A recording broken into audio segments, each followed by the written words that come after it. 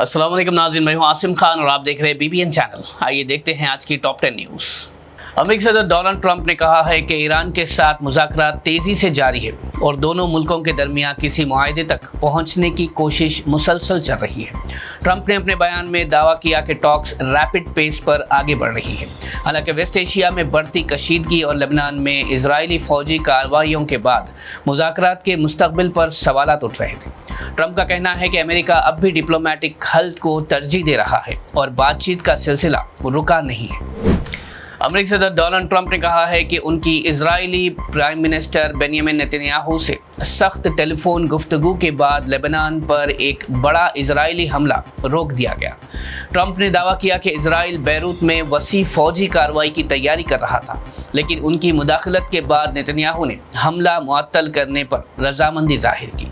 Reports के मुताबिक Trump ने लेबनान में सीज फायर को नुकसान पहुंचाने वाली किसी भी कार्रवाई पर अपनी नाराजगी का इजहार किया और इजराइल से तहम्मुल से काम लेने को कहा। ट्रंप का कहना है कि सीज फायर को बरकरार रखना जरूरी है और इसी मकसद के तहत उन्होंने नेतन्याहू से राब्ता करके मुमकिन बड़ा हमला रुकवाया है।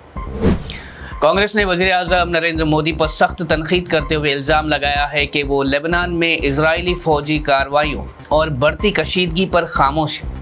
कांग्रेस जनरल सेक्रेटरी जयराम रमेश ने कहा कि दुनिया के कई मुल्क इजरायली हमलों पर अपनी फिक्र का इजहार कर रहे हैं, लेकिन भारत की तरफ से कोई वाज़ेह मौक़िफ़ सामने नहीं आया। उन्होंने कहा कि वेस्ट एशिया की सूरत हाल भारत के माशी मफादात, ख़ास तौर पर तेल की कीमतों पर तिजारत पर असर डाल रही है, इसलिए हुकूमत को खुलकर अपना किरदार अदा करना चाहिए। जयराम रमेश ने पीएम मोदी पर तंज करते हुए सवाल उठाया कि क्या उनकी फादरलैंड उनकी मदरलैंड से ज़्यादा अहमियत रखती है। उत्तर प्रदेश के वज़ीर आला योगी आदित्यनाथ ने कहा कि गाय को कौमी जानवर करार देने की ज़रूरत नहीं है, क्योंकि गाय हमारे लिए राष्ट्र माता है। बिजनौर में एक प्रोग्राम के दौरान उन्होंने कहा कि माँ और बेटे के रिश्ते को साबित करने के लिए कोई रस्मी ऐलान की ज़रूरत नहीं होती। उन्होंने कुछ मुस्लिम तंजीमों की तरफ से गाय को कौमी जानवर करार देने के मुतालबे पर तनकीद करते हुए कहा कि एक तरफ गाय के ज़िबाह की हिमायत की जाती है और दूसरी तरफ उसे कौमी जानवर बनाने का मुतालबा किया जाता है, जो उनके मुताबिक मुसलमानों के डबल स्टैंडर्ड को दिखाता है।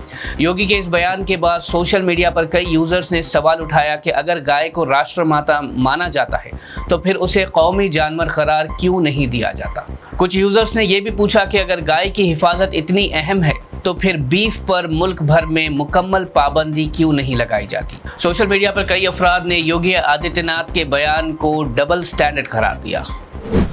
तेलंगाना हुकूमत ने तेलंगाना एडवोकेट्स प्रोटेक्शन एक्ट 2026 नाफिज कर दिया है और इस सिलसिले में नोटिफिकेशन भी जारी कर दिया गया है। नए कानून का मकसद वकीलों को उनकी पेशावाराना जिम्मेदारियां अदा करते वक्त धमकियों, तशद्दुद, हिरासानी और झूठे मुकदमात से तहफ़्फ़ुज़ फराहम करना है। कानून के तहत वकीलों को दरपेश मसाइल के हल के लिए ख़ास मैकेनिज़्म और ज़रूरत पड़ने पर पुलिस प्रोटेक्शन भी फराहम किया जाएगा।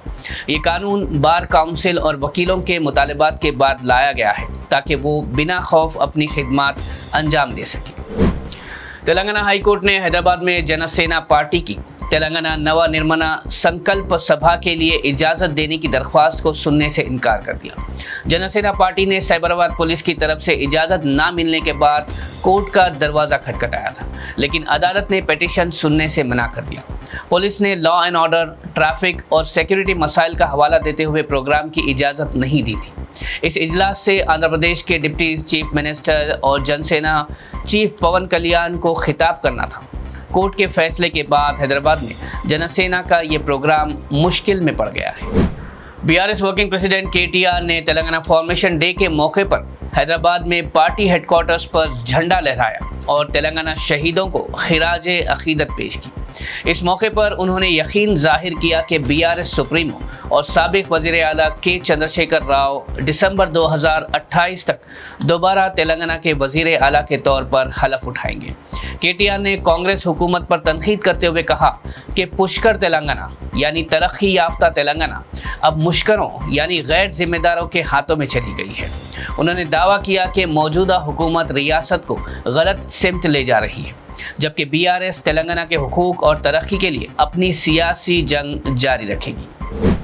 तेलंगाना पब्लिक सर्विस कमीशन के चेयरमैन बी वेंकटेशम ने ऐलान किया है कि आने वाली तमाम सरकारी नौकरियों की भर्ती के इम्तिहान कंप्यूटर बेस्ड टेस्ट यानी CBT मोड में कंडक्ट किए जाएंगे।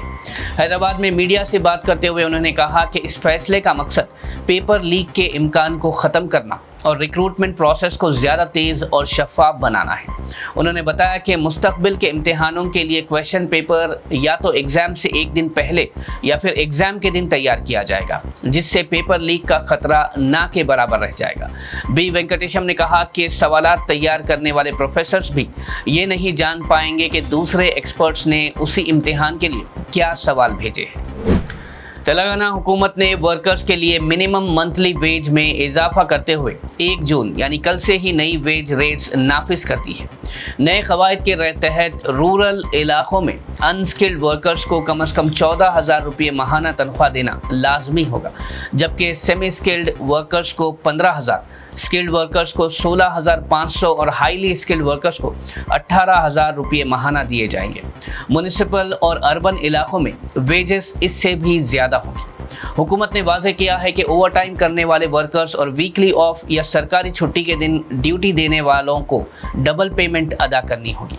वज़ीर आला रेवंत रेड्डी ने कहा कि इस फैसले से रियासत के 1 करोड़ से ज़्यादा वर्कर्स को फ़ायदा होगा और ये वर्कर्स की भलाई के लिए एक अहम कदम है। साथ ही एम्प्लॉयर्स को तनख्वाहें बैंक अकाउंट्स के ज़रिए अदा करने की हिदायत भी दी गई है।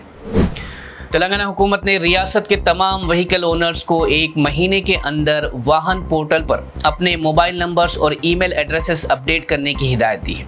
हुकूमत ने SMS, व्हाट्सएप और ईमेल को ट्रैफिक चालान्स भेजने के लिए कानूनी इलेक्ट्रॉनिक ज़रिए के तौर पर मंजूरी दे दी है। हुक्काम के मुताबिक इन ज़राए से भेजे गए चालान की इत्तला मिलने के बाद गाड़ी मालिक ये नहीं कह सकेंगे कि उन्हें चालान की मालूमात नहीं थी।